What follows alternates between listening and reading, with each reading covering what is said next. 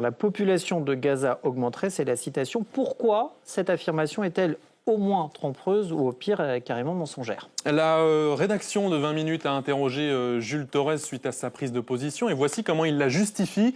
Depuis 1948, la population de la bande de Gaza n'a cessé de croître. Elle comptait environ 200 000 Palestiniens à la fin du mandat britannique.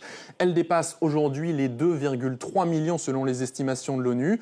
Ces indicateurs sont stables depuis des années et reflètent une croissance continue malgré les conflits à répétition. Et cette déclaration, eh bien, elle est en partie vrai. La démographie de la bande de Gaza a connu une hausse constante depuis des décennies. En 2016, l'ONU publie ce rapport Palestine 2030 où elle indique que les taux de fécondité dans les territoires palestiniens sont 2 fois plus élevés que ceux des pays les plus avancés de la région, en précisant même que le taux le plus élevé est à Gaza. Les Nations Unies estiment à l'époque que la population de la bande de Gaza en 2015 est d'environ 1,85 million d'habitants et qu'elle devrait passer à l'horizon 2030 à 3,1 millions d'habitants et à l'horizon 2050 à 4,7 millions d'habitants. Ça, c'est pour les chiffres et les projections en 2016. Après 2016, de 2016 à 2023, eh bien, la population de Gaza a continué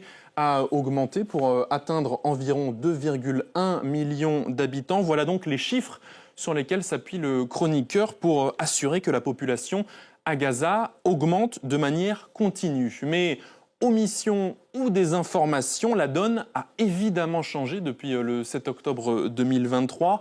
En juillet 2024, c'est-à-dire 9 mois après le début de la guerre à Gaza, l'ONU estime que la population de 2,1 millions d'habitants environ est bien en deçà des projections qui avaient été faites. Regardez les projections pour 2025, il y aurait dû y avoir environ 2,6 millions d'habitants à Gaza.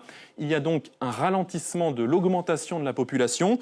Et puis, quelques mois plus tard, c'est encore pire. En janvier 2025, le ministère de la Santé du Hamas annonce que la population à Gaza a carrément baissé de 6% après 15 mois de guerre.